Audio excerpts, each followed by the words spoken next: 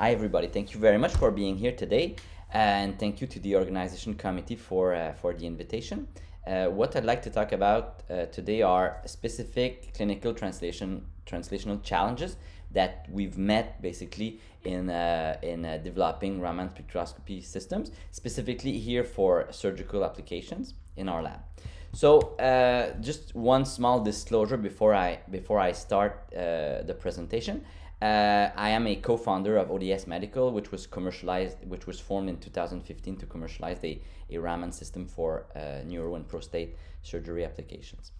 So Raman spectroscopy, basically, I think most of you are likely familiar with the technique. It's basically you use a laser light and you detect red-shifted remitted light from the tissue, and you can assign based on, you have a spectrum, basically you get a spectrum, and then you can assign to different bands, different molecular mode that you can then relate to a content in terms of proteins, lipids, nucleic acids, specific amino acids, and metabolites, basically. So you get essentially a fingerprint of the tissue without disturbing the tissue itself. So it's non-invasive. Typically, most applications do not require the administration of a contrast agent either. So in developing new technologies, Raman spectroscopy and optical technologies being examples, there are different ways of doing it. Like there's the famous if you will, separation into a technology push and a technology pull. So I think the pulls basically are easier, at least from my perspective, in the sense that you are taking a technology, you are sort of specifically adapting it to address an unmet need. In the case of surgery, it's a need in surgery basically that is unaddressed. And also you sort of, I think that the based on my experience at least, the best chances for success of translating and potentially commercializing such technologies is if these technologies are not necessarily disruptive or replacement technologies, but they are complementing something that already exists. One example of this that for which we've developed technology in the lab, and I'll discuss this a little bit more later, is basically in brain surgery, in glioma surgery specifically. MRI cannot detect the full extent of a tumor, and also neuronavigation is imprecise because of brain shift. So there's a need for something else over and above, if you will, MRI. So what we had demonstrated was that Raman spectroscopy in the form of a handheld probe that just detects locally what's going on in the tissue. It actually complements well MRI because it can detect beyond the contrast that you see on an MRI, so as to detect cancer invasions. And I think one of the big challenge for researchers in our field, I would say, is finding the right clinical pools. Like in oncology, for example, there are many pools, if you will, in the sense that there's opportunities at different stages of a patient management, managing a patient through disease treatment, etc. Like for example, at the level of sort of just diagnostics early on, when a patient will present himself or herself to an MD, for example, you can have diagnosis, prognostication, basically, where you can use, for example, if you find an optical technique that can predict the recurrence of a disease or something like that, something that does not really pertain only to the current state of the disease, but can allow you to say something about, say, how patients say will respond to a given drug. So that's more like prognostics. And also at the level of interventions, you can have, for example, optical technology that would help increase the yield of a biopsy. You can reduce the risk in some cases associated with biopsies. For example, by in neurosurgery, if you need to take a biopsy, there's always a risk for sort of rupturing a vessel. So you can use optics to help in guiding these biopsies, and perhaps also ensuring that the yield is better, in the sense that you will make sure that every time you take a biopsy, the optics could potentially help you to increase the likelihood that you are taking, say, the biopsy at the right place, so to speak. And also there's there are applications for helping in resection, like perhaps increase the extent of tumor resection, as we sort of exemplified in brain, like in the previous slide, and also like perhaps help also perhaps provide more information about the disease during the procedure. So there are cases where this can actually be useful, and I say that there's lots of advantages with optics, and since this is an optics conference, I'm not going to go over them, but one perhaps of the, I would say, limitations that could in some instances be perceived as an advantage of optics is the fact that the optics needs to be for a given application, you need to redevelop like an optical technology around this application, specifically adapted to a given application. So there's very few generic optical methods that you could just use for multiple applications. So in that way, it's a bit different than MRI, for example. Like, just to give more specific examples, and then I will exemplify these with projects in the lab, including one where we went through commercialization. Each time, the goal here, as I was asked, by the organizers, was to emphasize perhaps the challenges associated with the projects and the commercialization efforts. So you can use Raman, for example, to interrogate biofluids, and then this is a good opportunity for diagnostic testing and potentially prognostics. So in this case, there are challenges associated with preparation, the protocols to prepare the samples, and depending on the biofluid, there may be say more confound factors that you'd like to be, basically, which would perhaps put a lot of pressure on the protocols, and also perhaps increase the numbers of samples that you need to acquire to develop like very sort of accurate predictive models.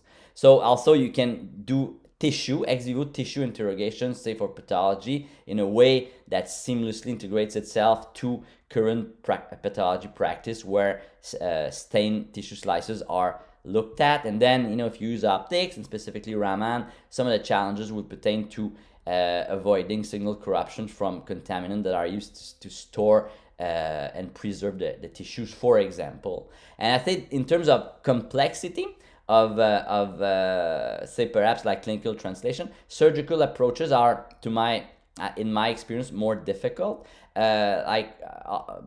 Among other things, because it's very difficult to get lots and lots of measurements, enough to allow you to develop like predictive models with the accuracy levels that you would like. So I'll just exemplify, like, from biofluids to surgery, different sort of things that were developed in the lab. So more recently, we've developed these saliva-based tests in the lab, for example, which the challenges are as much on the imaging side as they are on the sample preparation side. I mean, there's potentially in Raman a huge payoff in developing these workflows with biofluids for diagnostics, and there's lots and lots of potential applications.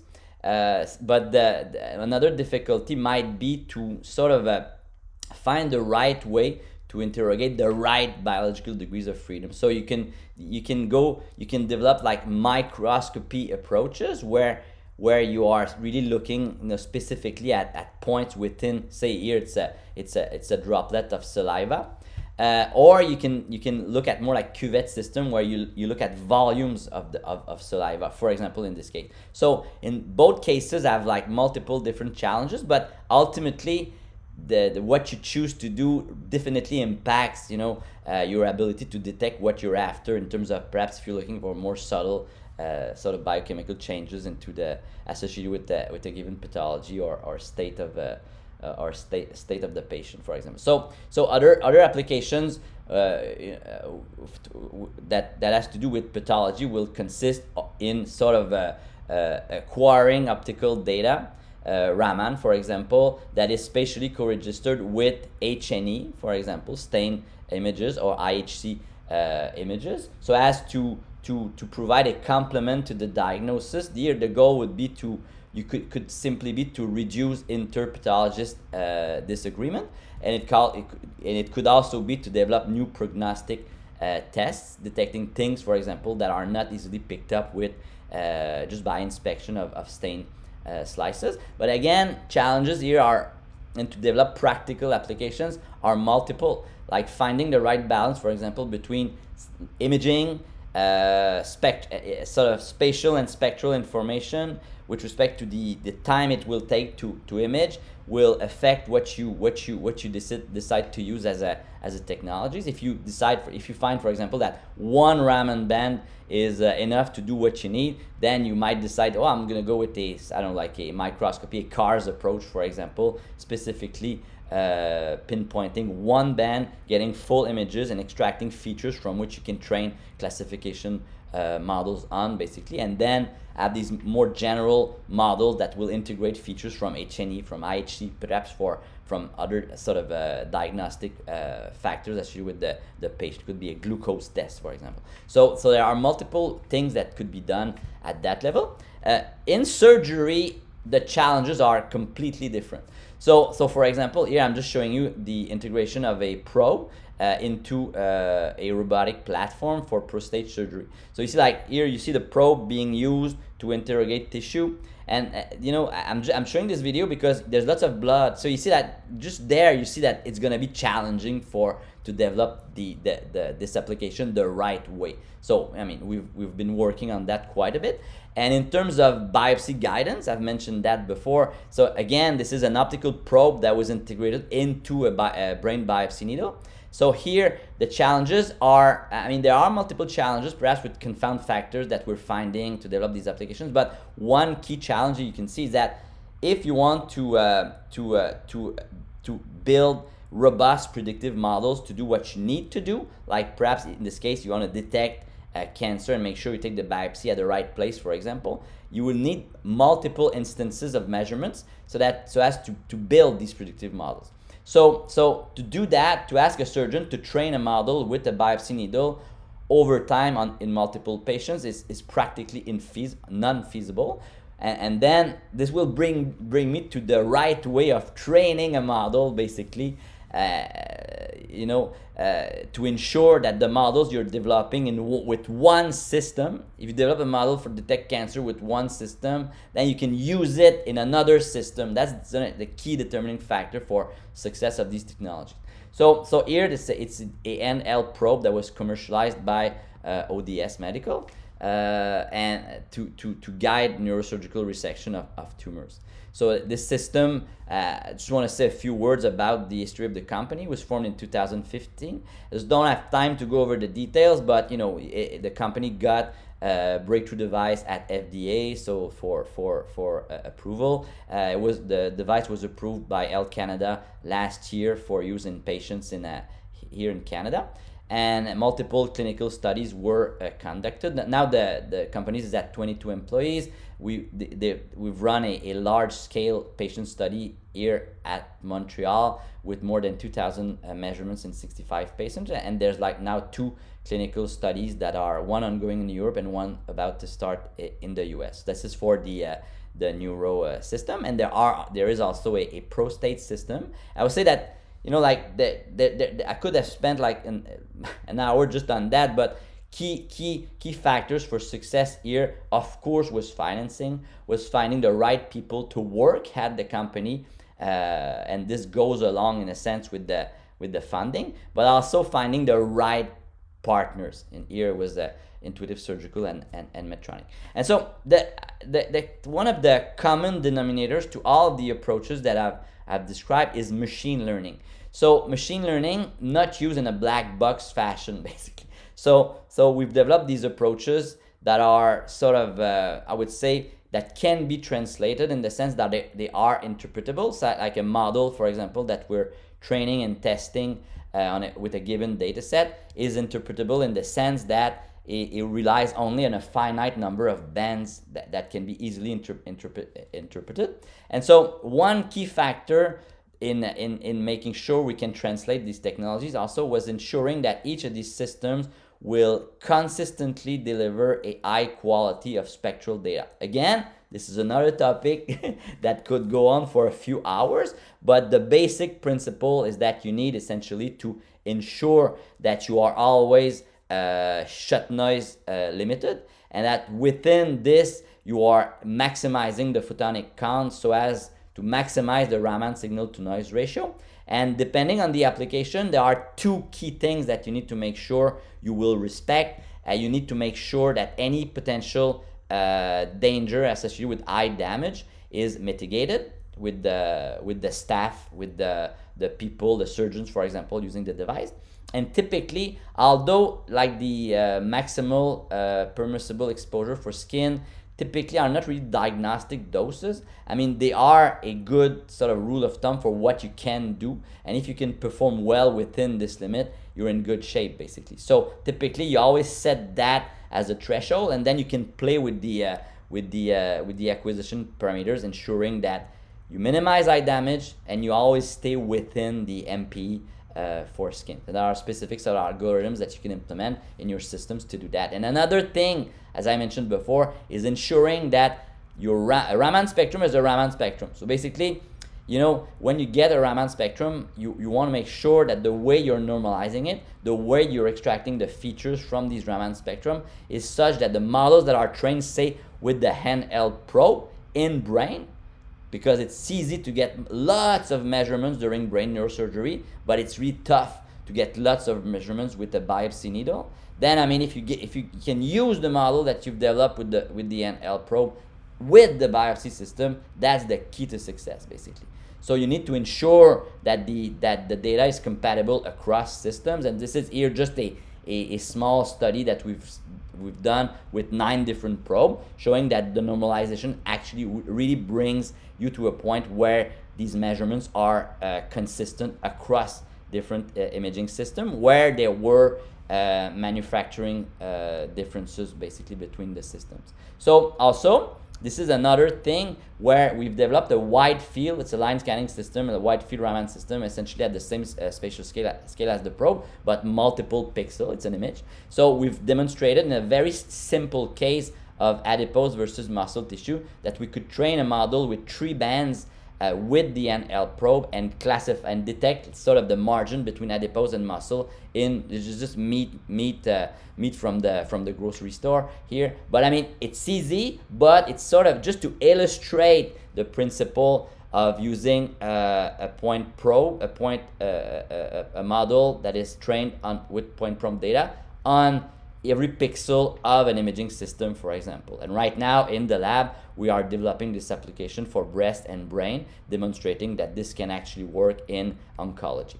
So I will end with this sort of our vision is to develop these techniques here, Raman, but we have in the lab also other techniques that we're developing with optics, fluorescence imaging, diffuse reflectance imaging, etc. So we're developing these methods, and we would like to, and we're working with AI people basically to make sure that we can, whenever it's pertinent, we can integrate our prediction with other tools that are used to characterize basically the disease of the patient. It could be lab tests. It could be medications, could be medical imaging, radiomics, biometrics. So for specific application, we'd like to include our optical data with other modalities to devise models that are sort of integrating this information into predictive models. So that's it. So that's the group.